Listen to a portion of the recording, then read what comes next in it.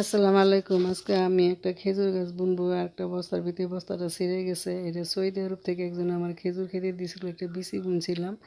এই বিচিটা হয়েছে, আজকে বয়স 2 বছর হয়ে গেছে খেজুর গাছে। দেখো কি করতেছে। খেজুর গাছটা একটু পরিষ্কার করে দিব, ঠালাগুলি কেটে দিব, সুন্দর করে ছাড়াই করে দিব।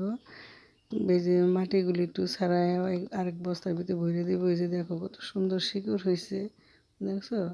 এই যে একটু ঠালাগুলি একটু কেটে দিব। এই যে দেখো কিভাবে কাটতেছে, দেখো দেখো ঠালাগুলি কাটতেছে। এই চারপাশে ঠালাগুলি একটু কাইটা কমাই দিলে গাছটা সুন্দর করে উপরে উঠে যাবে। এই যে দেখো কাটতেছে, কাটা হয়ে গেছে, এখন বস্তার ভিতরে দিবে। এই যে দেখো, এই যে শিকড় সুদে সবগুলি শিকড় সুদে বস্তার ভিতরে দিতেছে। বস্তাটা বড়, এখন ডাবল করে বস্তা নেওয়া হয়েছে। এখানে গোবর, মাটি, ছালি, বালি সব একসাথে দিছি। এখন এই যে গাছটা দেখা সুন্দরভাবে দিছে। সাথে একটা ডালিম গাছ আছে, ডালিম গাছটা আমি এইভাবেই বসাবো। এই যে সাথে দেখো আরও এখানে আর কতটি ছালি দিব। এই যে এটা, এই যে এখানে সব ছাই, এই ছাইগুলি দিয়ে দিতেছি।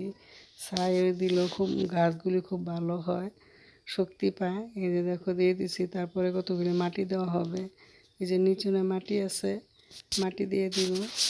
এই যে দেখো, এই যে মাটিগুলি, এই মাটি লাল মাটি, লাল মাটিতে তেমন কোনো কিছু হইতে চায় না।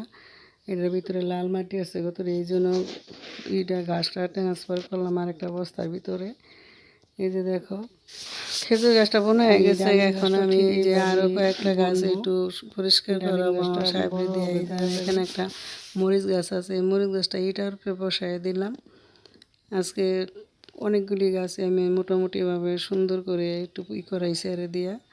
যদি তোমাদের কাছে ভালো লাগে